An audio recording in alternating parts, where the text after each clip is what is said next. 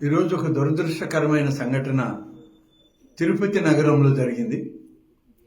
మరొక 24 గంటల్లో ప్రారంభం కాబోతున్నటువంటి ముక్కోటి ఏకాదశి ఉత్సవాలు శ్రీ వెంకటేశ్వర స్వామి సన్నిధిలో భక్తుల యొక్క తమ దర్శనార్థం ఎంతోమంది లక్షలాది మంది ఇవాళ తిరుపతి ఇవాళ రేపు స్వామివారి దర్శనానికి తరలి రావడం జరుగుతుంది. ఒక దురదృష్టకరమైన సంఘటన అక్కడ జరిగింది. తొక్కిసలాట 6 మంది భక్తులు వివిధ ప్రాంతాల వాళ్ళు చనిపోవడం కూడా జరిగిందని చెప్పి కలెక్టర్ గారు, ఎస్పీ గారు చెప్పడం జరిగింది.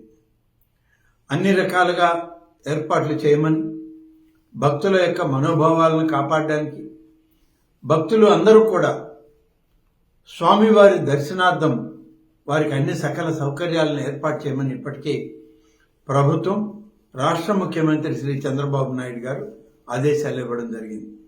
కానీ ఇది ఒక దురదృష్టకరమైన సంఘటన ఈరోజు తిరుపతిలో సాయంత్రం జరగడం, దీని మీద చనిపోయినటువంటి కుటుంబాలకు, ఆ వ్యక్తులకు ప్రగాఢమైన సానుభూతిని తెలియజేస్తూ వారిని పరామర్శించడమే కాదు, రేపటి నుంచి జరిగేటువంటి ముక్కోటి ఏకాదశి కార్యక్రమాలను కూడా పర్యవేక్షించడానికి గౌరవ ముఖ్యమంత్రి గారి ఆదేశాల మేరకు మరి నేను, రాష్ట్ర రెవెన్యూ శాఖ మంత్రి శ్రీ అనగాని సత్యప్రసాద్ గారు, అలాగే రాష్ట్ర హోంశాఖ మంత్రి శ్రీమతి అనిత గారు అందరం కలిసి తిరుమతికి బయలుదేరాం.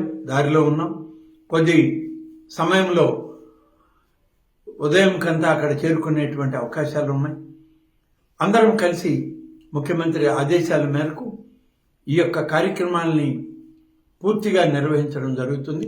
అధికారుల యొక్క సమన్వయ లోపాన్ని సరిచేసుకొని టీటీడీ బోర్డు కానీ, అధికారులు కానీ, జిల్లా అధికార యంత్రాంగం అంతా సమన్వయంతో రాష్ట్ర ప్రభుత్వం యొక్క ఆదేశాల మేరకు, గౌరవ ముఖ్యమంత్రి శ్రీ చంద్రబాబు నాయుడు గారి ఆదేశాల మేరకు సజావుగా ముక్కోటి ఏకాదశి ఉత్సవాల్ని మరి మొదలుపెట్టి పూర్తి చేయడానికి కూడా మేమందరం అక్కడే ఉండి పనిచేయడం జరుగుతుంది. ఇప్పటికే ముఖ్యమంత్రి గారు ఆదేశాలు ఇచ్చారు.